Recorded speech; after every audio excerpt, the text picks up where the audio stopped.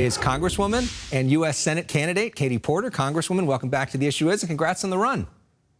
Thank you so much. Why are you running, and why announce right now? Well, I think Washington is increasingly struggling to deliver for Americans, and I hear that from constituents across this district and across California. I think they understand that we are dealing with a Washington that is increasingly beholden to special interests and is working on behalf of a handful of incredibly wealthy Americans and global super corporations rather than working on behalf of families and workers. And so for me, this race is an opportunity to take the work I've done standing up to big oil, to big banks, to big pharma, making sure that we're calling for a government that really works for families, and to take that kind of fight and that courage to the U.S. Senate. You know, Dianne Feinstein is in the seat now. She's 89 years old. We talked recently with Adam Schiff, who almost certainly is going to run for this, but he said he wants to give her space to announce whether she's going to run or not, that she sort of owes that respect. Why not give Dianne Feinstein that space? I have incredible respect for Senator Feinstein. She has been such a trailblazer here and has made a path for women in politics to follow. And I'm really grateful to be following in her footsteps in my own career. Senator Feinstein will make her decision in her own time. I think that's right. But I think the urgency of this race, the urgency of the challenges facing our democracy and our planet with regard to climate change and others means that there's simply no time to begin to address the problems that we're seeing in Washington and the degree to which the Senate and the Congress is not functioning for the American people.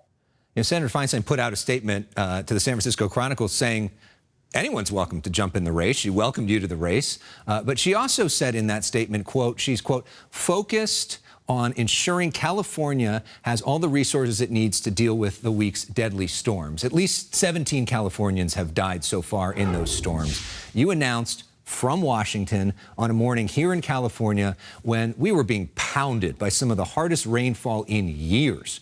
One of your likely rivals, Adam Schiff, said this to Punchbowl News, quote, we are getting hammered by the storms. I've talked to the FEMA regional administrator about getting relief to Californians, and that's where my focus is. I think that's where we should all be focused right now. We're more than a year out from this race.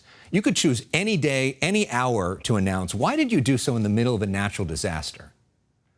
Well, I'm very concerned about the flooding, and I think it really illustrates, again, the urgency of the matter. California is not facing just one extreme weather event. Once in a decade, we are seeing extreme weather over and over and over again, from its wildfires now to this flooding. As a U.S. Senator, we're going to be dealing with challenging times, and that is exactly this moment. It really illustrates that.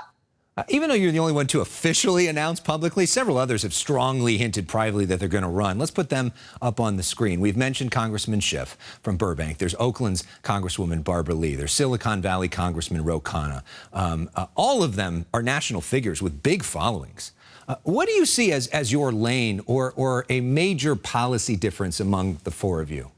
Well, as I said, I don't do Congress the way other people do. I think I've been able to find ways to break through and connect with Americans who are often fed up with Washington.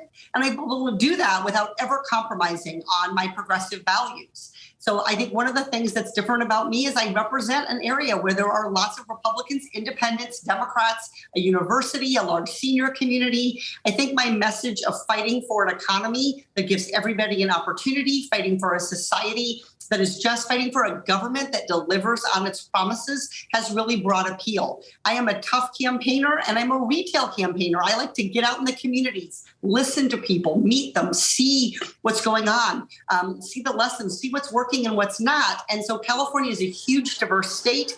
It's going to take a lot of time and a lot of energy to get out there and have those conversations and meet people where they are. And I'm excited to have this long runway to do exactly that.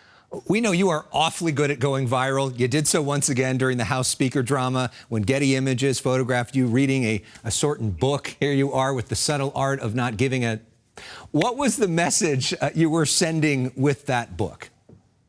The only message I intended to send was that I was really bored sitting there watching Republicans struggle and struggle and struggle. It was our 15th vote as I went that night. It was our 14th vote. I brought 3 books with me to Washington, 1 on my iPad and 2 hardbound, and I'd already finished them all. So I picked up that book at a little free library a couple days before, and it was light and small, and I needed something to read, so I took it with me when I walked over to the Capitol. Were you surprised by the reaction to it?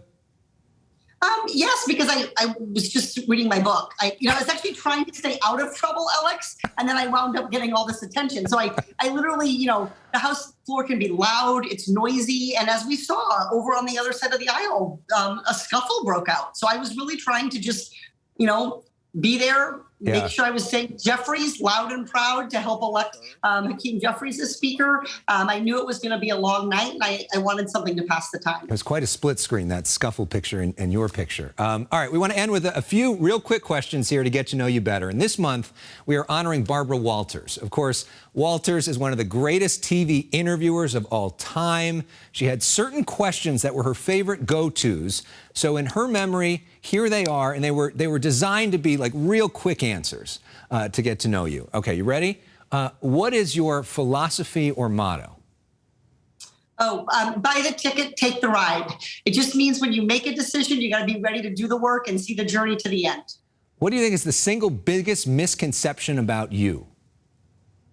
I think it's that I live in Washington, when in fact I live in California. I think people often think that my sort of HQ is in Washington, and in fact I come back here at every second. So people always seem surprised when they see me in the grocery store. So I think the biggest myth is that I'm not sort of constantly grounded and in California every second I can be. Yeah, look out for her minivan, which I've seen. It's quite a monster. And here we go.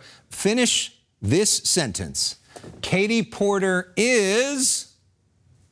Tough. There we go. Congresswoman, thank you. Good luck on the campaign trail. Up next, we'll talk to California's other senator, Alex Padilla. But we end with music. So we're going to go to break with your favorite artist that you told us, Brandi Carlile. I don't know if you saw her recently on SNL, but here's a look at that and your chance to rock out. Thanks for being with us.